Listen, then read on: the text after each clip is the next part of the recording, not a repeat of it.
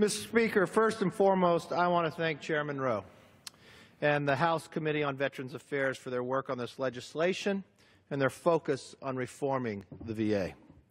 I know they and the Secretary are all committed to making sure our veterans get the best and only the best and no excuses. Now, the Department of Veterans Affairs has an honorable task to care for and heal our veterans. We made a promise in this country that if you serve, your fellow citizens will take care of you. And that is through the employees of the VA that we as a nation fulfill the promise. It is for this reason that we cannot accept the failures and backlogs in our veterans programs.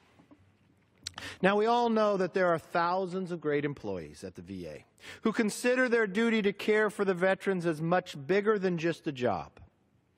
But the few bad apples are spoiling the whole barrel. We know how this works. You can have an office or a team committed to doing the best job possible. But when one member isn't pulling his or her weight, when somebody is breaking the rules and getting away with it, when bad people get transferred or even promoted instead of fired, that totally destroys a whole organization.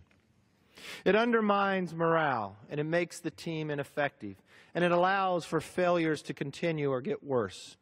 And failures at the VA have life or death consequences.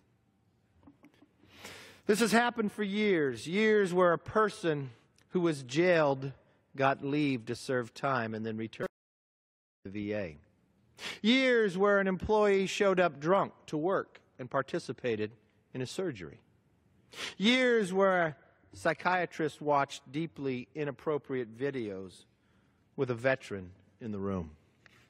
After years of all this, and none of them getting fired, the good employees become dispirited. The culture of the VA will decline, and too many of our veterans receive low-quality care if they can get care at all. Mr. Speaker, the VA is steeped in a culture of ambivalence, coupled with a lack of accountability, and our veterans suffer as a result. Fixing the culture at the VA requires us to acknowledge the great work of the many without leaving them tainted with the incompetence and scandal of the few.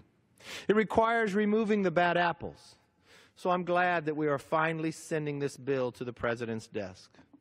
You see, the House passed a similar bill in 2015, but the Senate did not act. We passed another in the new Congress earlier this year. And now that our Senate counterparts have voted, we will take our final step today to send this legislation to the President's desk.